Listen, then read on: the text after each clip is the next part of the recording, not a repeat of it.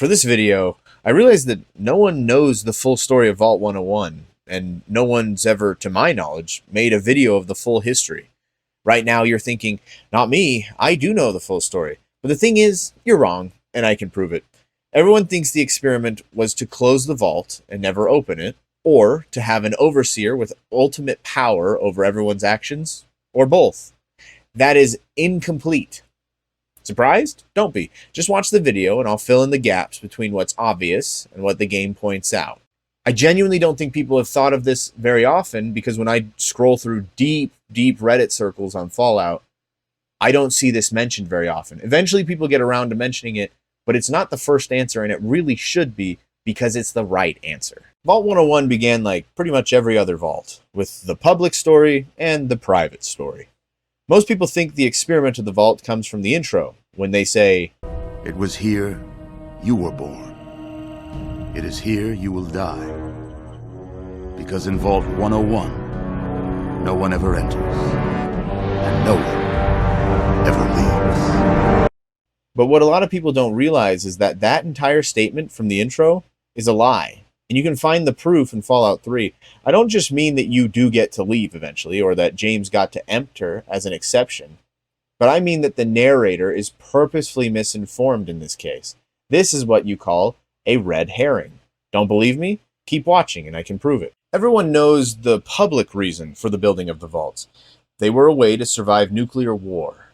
And if you know Fallout, you know that privately, they used the people inside the vaults as guinea pigs for experiments and as potential breeding stock to repopulate after the war. Vault 101 appears to have the experiment that it never opened because that's what they tell you in the intro. But think about this. Would a place that was supposed to never open have a secret door that you can literally open whenever you want? A secret door in the office of the Overseer? See, the experiment from Vault-Tec was actually that the Overseer could control everything inside the vault directly through their job and indirectly by getting stuff in the wasteland by trade. Whoever the Overseer was could choose to use this power or not to use this power, according to their own prerogative. But ultimately, the vault was designed with a secret but easily accessible opening, proving that it was never meant to act as an unopenable vault. According to most people, Fallout 3's story begins with Vault 101 supposedly with the mission to stay closed, and they disobeyed. But think about it. That would be like having a chastity belt with a hole for your private parts. It completely defeats the quote-unquote experiment to have a hole there. You have to remember that the experiments on vaults are by Vault-Tec on the populace of the vault, not usually with members of the populace on other parts of the populace. If they wanted to see what happened to a group of people who were not allowed to leave, they would have made it so you were not allowed to leave. Instead, they simply gave the Overseer a secret door so they alone would have the ability to come and go as they wished and potentially get things or escape as needed. Part 1 of Vault 101 begins when the vault closes on October 23rd, 2077, when the bombs drop. The Overseer from Vault 76 was offered the job, but refused. And as a result, we don't know much about the first Overseer. But presumably the Overseer was free to come and go as they pleased to test the surface levels of radiation and check for signs of survivors as they wanted to. Once Vault 101 had been closed for 50 years, the first Overseer dies in 2127, and the vault just keeps on chugging along. The Overseer that took their place was allowed to come and go in secret, but at this point, there probably wasn't a lot of reason to leave. There weren't any big cities or large groups to trade or learn with. People were sheltering around the megaton bomb at this point, but it was mostly to escape the dust storms that were blasting the wasteland almost constantly at this point. The next update comes a full 114 years later, on February 10th, 2241. Two things happened. Because of a raider attack that killed Colin Moriarty's father, Megaton settlers decided to start building the metal walls we see in Fallout 3, and at the same time, the then Overseer of Vault 101 decides to liaison with the settlers and begin trading with them. They sent a group led by Ann Palmer to explore outside the vault. You can find her logs about Megaton and the giant ants they found on the Overseer's terminal. What's crazy is that two residents of Vault 101 decided to stay in Megaton. Lewis and Agnes Taylor stay and act as a liaison for the vault, not returning for 17 years until 2258. That pretty much ends what we might call the good years of Vault 101. After that, it takes a pretty sad turn, as you'll see. After the first 150 years of Vault 101, we get into what we might call the not-so-good years. It started when an entire team went missing, including the Overseer. This is the beginning of the end of Vault 101's history, and what directly leads to the events of Fallout 3. Amada's mom and a bunch of others went into the wastes to, we aren't sure, trade or whatever, and they all failed to return. This means that the next Overseer, Alphonse, would become wildly overprotective. In-game, he explains, "Some of us already lost loved ones out there long ago. We won't lose any more today. They have to understand that we did that to keep them from going outside and getting killed. To keep them from making the same mistake our generation did when we were their age." But that's getting ahead of ourselves. Alphonse Almodovar is chosen in 2258, and he begins the "no one ever leaves, no one ever enters" rule. However, he also allows James into the vault as a final act in order to have a doctor, presumably because their doctor went missing along with the rest of the explorers. After Alphonse becomes overseer of Vault 101, in 2260, Jonas Palmer, son of Ann Palmer, the leader of the exploration team, becomes James's assistant in the hospital. In 2265, some unnamed girl decides to leave and escapes Vault 101. She makes it to Megaton, orders a custom armored suit made from Moira Brown, then disappears, leaving the jumpsuit behind. On July 12th, 2268, the water purifier malfunctions, but is fixed by Stanley, saving the vault from being a retread of the events of Fallout 1, meaning Stanley is the real hero of Fallout 3. On July 13th, 2268, the Tunnel Snakes begin looking for a name for their gang, and a certain someone turns 10 years old. Then, in 2277, another escapee makes it to Megaton, telling Colin Moriarty of how life is in the vault. This person presumably disappears into the wastes as well. And with that, we have the full setup of Fallout 3, even if we haven't finished the whole story of Vault 101. You might think you know what happens next, but one playthrough of Fallout 3 isn't enough to see every option for the vault. On August 17th, 2277, the full story of Vault 101 and Fallout 3 begins. A radroach infestation breaks out, and James sees his chance. He must have already been planning his escape for a while, because just as security engages the radroaches, he and Jonas work together so James can escape. He inputs the password to the main vault door and escapes into the Capital Wasteland to continue his research on Project Purity. In response, the guards decide to quote-unquote question Jonas, literally ending up beating him over and over again until we find him later on the ground.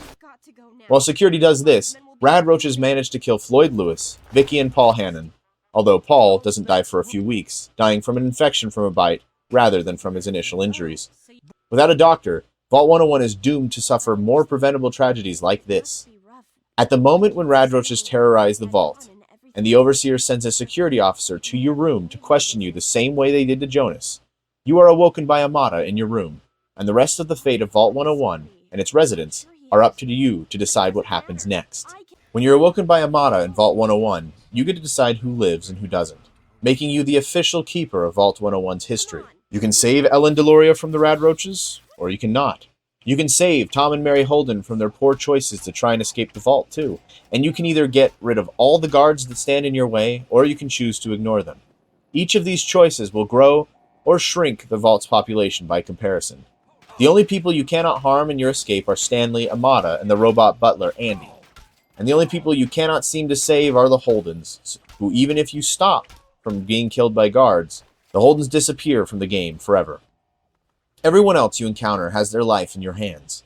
Most importantly, you can choose to take out the Overseer, Alphonse, or not.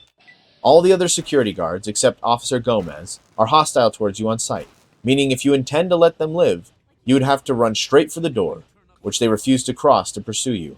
All of these choices will have an impact on the rest of the story of Vault 101. After crossing through Vault 101, all of the choices that you made about who lives and who dies are frozen in that moment.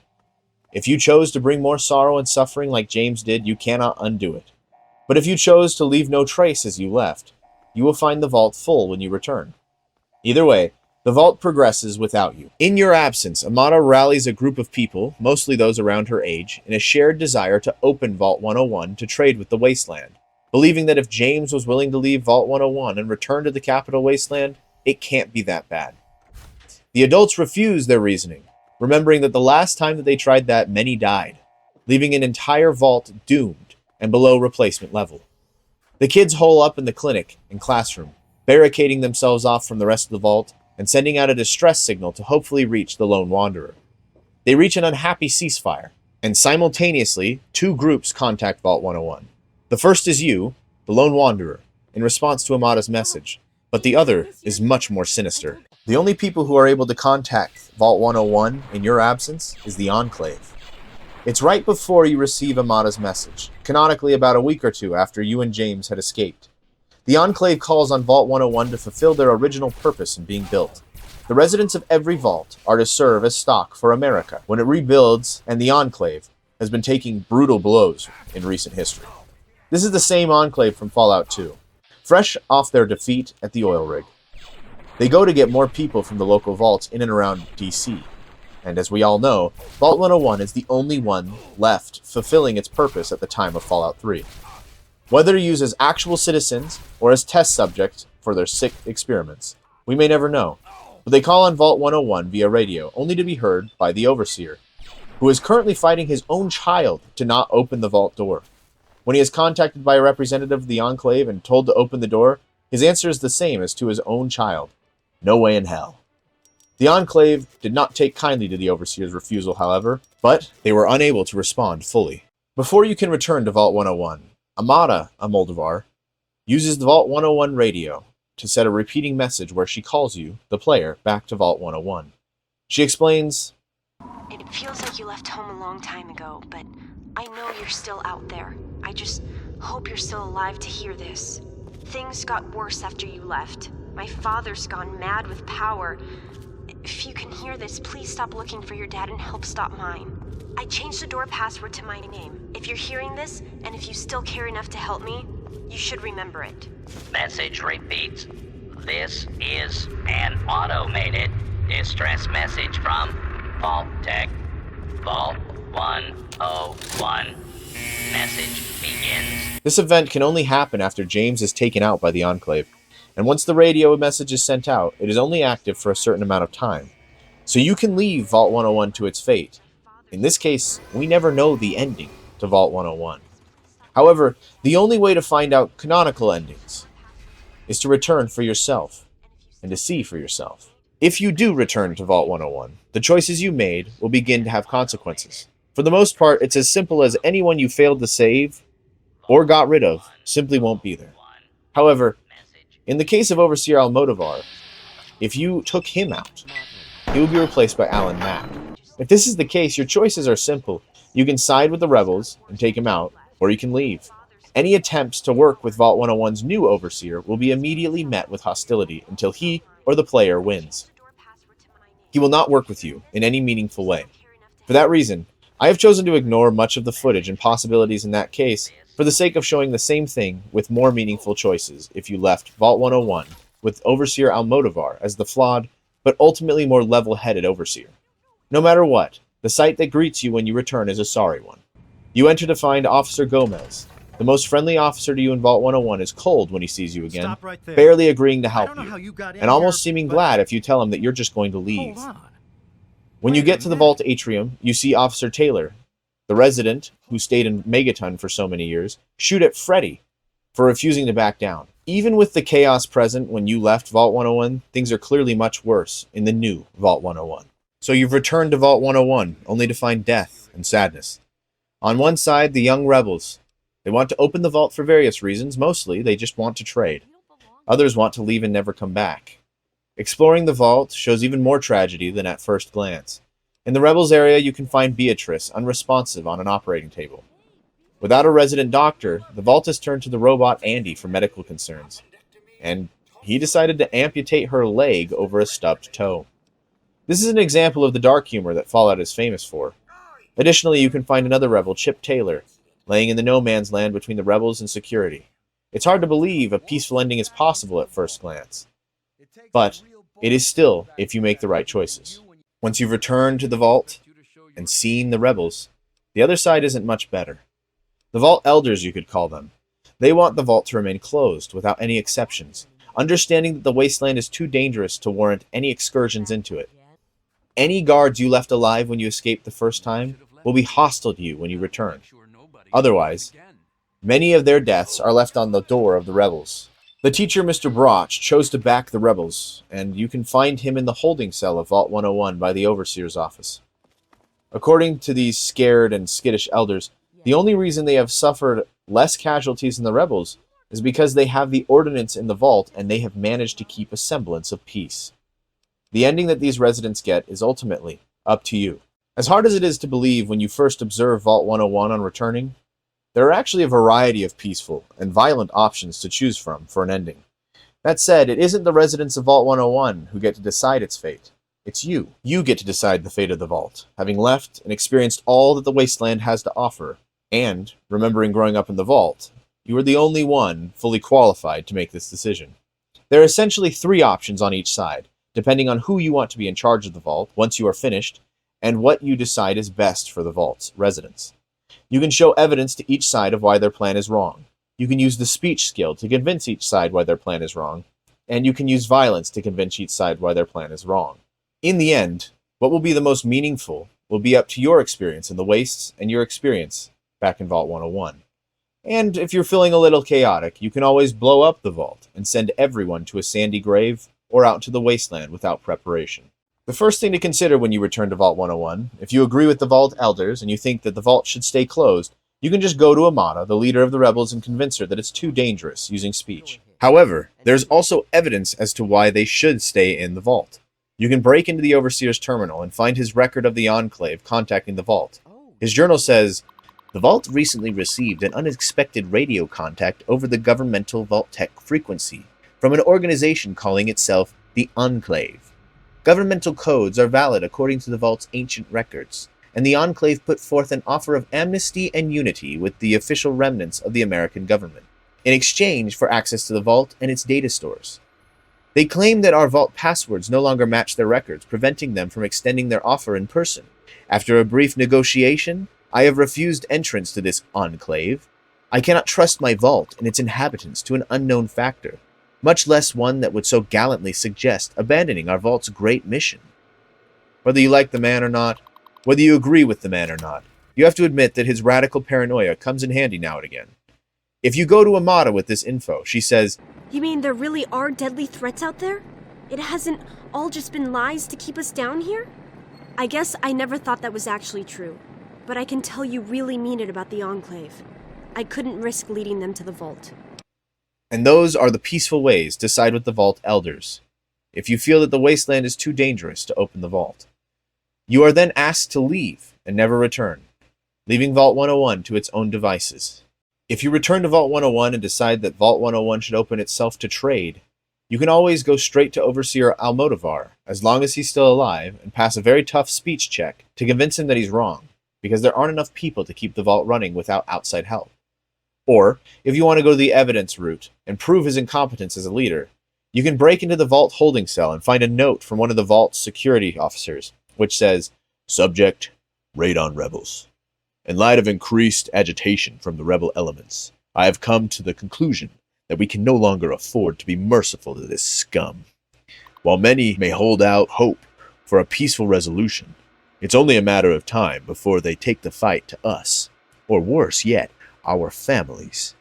I propose a midnight raid onto their compound. Live ammo, zero tolerance. Make an example of the first who fight back, and the rest will fall in line. We may lose a kid or two, but we'll save the vault as a whole, and that's what counts. You are not to inform the Overseer and some of our softer security guards about this plan, as they will only object and ensure our defeat. Once it's done, they'll see it was worth the price. This will show those scum what happens when you step out of line in our vault." Once you show this to Overseer Almodovar and tell him about it, he says, Damn it! I told them I won't let this degenerate into violence again. The vault simply can't take the instability anymore. But maybe you're right. They simply can't stand the pressure anymore. And now the purity and perfection of my vault is crumbling all around me. And with that, he allows Amata to take his place as leader, and she asks you to leave for the sake of keeping peace in the vault, since many blame you for the chaos that took over the vault when you and James escaped. Now, if you return to Vault 101 and decide that the vault doesn't deserve to continue since the residents are obviously too delicate to get along, in addition to the two main choices, you can destroy the vault's air filtration system, making it unlivable. All you need to do is overload the reactor in the lowest level using the terminal there. Once you do, you can still talk to whoever leader you think is the best overall. If you tell the Overseer that the rebels destroyed the air purifier, the Overseer will say, Why? Why would they throw away their home just to die outside in that miserable wasteland? Was I really so terrible an overseer? I must have pushed them too hard, made the unknown seem too tempting, and now I've failed them. Their deaths will be my fault. Please, help a few of them stay alive out there, and say goodbye to my daughter for me. I'll stay with the vault. It was my responsibility. And my failure. or he can see through your lie and become hostile towards you and the doom you have wrought on his community. He will say, Even they aren't foolish enough to destroy their homes just to prove a point. It could only have been you. How many of them do you think will survive out there? Still, better a few of them stay alive out there than have them all die down here. The evacuation will begin immediately, but you won't be joining them outside. I'll see to that myself. Either way, you can rest assured that Vault 101 will not house anyone anymore. If you decide to destroy Vault 101 but want to stay friends with Amata, you go and overload the reactor on the bottom floor and tell Amata the air filtration system is destroyed. She will either say, You're lying! He may be crazy, but he'd never try to destroy the vault like this. Only an outsider would do something like that. Someone like you! I deal with you myself, except these people are going to need someone to watch out for them out there. As for you, you can stay down here and die for all I care. If you ever talk to me again out there, I'll kill you. or you can lie and tell her the Overseer initiated the destruction cycle and she'll say, I knew he was crazy, but I never would have thought he'd try to kill us all. It just doesn't make sense. But there's no time for that now, is there? Now, our only chance is to survive outside on our own. Maybe I can still find where some of them went. If we split up, it shouldn't be too hard. How big can the world be anyway? Thanks for trying to help us. Maybe we'll meet again out there. and with that, you join them in the capital wasteland. You can see them out there in this ending, occasionally being harassed by the Enclave, or if you failed the speech check, they'll be hostile towards you and tell you to leave them alone. So once you've made all the decisions for Vault 101, you're left to reflect. A few things to mention here. I really hate that the game seems to force you to decide who to help based on who you like more. For me, I definitely think Amata should let go of her desire to open the vault. They should only let in a limited number of people to keep their genetics varied enough for survival, and then continue to keep it closed for safety reasons. But Overseer Almodovar is literally a murderer. He's a despot. He's a king. He was willing to murder you, the player, for no reason at all. Of course I don't want him to be in charge. The quote-unquote correct choice is to help Amata. But she is a good person with a bad plan. So I'm forced to pick something that I don't entirely agree with. I do wish the writers gave us something better. I do like that you can have Butch as a companion as long as you keep the vault alive, or even if you destroy it and everyone has to leave. I like that you can meet all of these vault residents out in the wasteland in random encounters. I like all of that. Another cool thing to mention about Vault 101's writing and its structure is that if you side with Amata, she ends up kicking you out. This is in reference to the ending of Fallout 1, where the Overseer in that game does something similar. However, it's not as narratively strong here, and I've seen a lot of people refer to it as another way Bethesda simply copies what came before them. I disagree with this. This ending to Fallout 1 has always felt like a major injustice to the player. After saving not just Vault 13, but the entire states of California and Nevada, they were refused entry into their home because the Overseer is afraid that others will respect the Vault Dweller enough to try and copy them, leading to others leaving. That's dumb. That's a tragedy at best, and bad writing at worst. However, in Fallout 3, if you make it to this point in the game, you have killed people in Vault 101. At least some security guards, and others have died as a consequence of you or your father's actions. In other words, you can never just go back and live there. Even if Amada becomes Overseer and orders that everyone put up with you, the idea that she would ask you to leave shows good leadership and good judgment. And I believe it was a good writing decision on Bethesda's part. And with that, we have the full story of Vault 101, its history, its lore, and the options you have. A lot of people like to say that Bethesda are weak writers, but I think everything in this video shows how much they care, and the amount of thought they put into a world that I still enjoy almost 20 years after it came out. What do you think? What ending do you usually pursue? I think everyone misses the point of the experiment portion of the Vault. I think a lot of people miss the notes and whatnot lore that make it so interesting. Did you? Or did you already know all of this before you watched? The idea that it was a closed society never meant to open was a lie by Overseer Almodovar. The real experiment was that one person could come and go as they wanted, secretly. It was only fear that the Overseer had that changed the experiment so much, and caused everyone to decide to live there without ever leaving or ever letting anyone else in.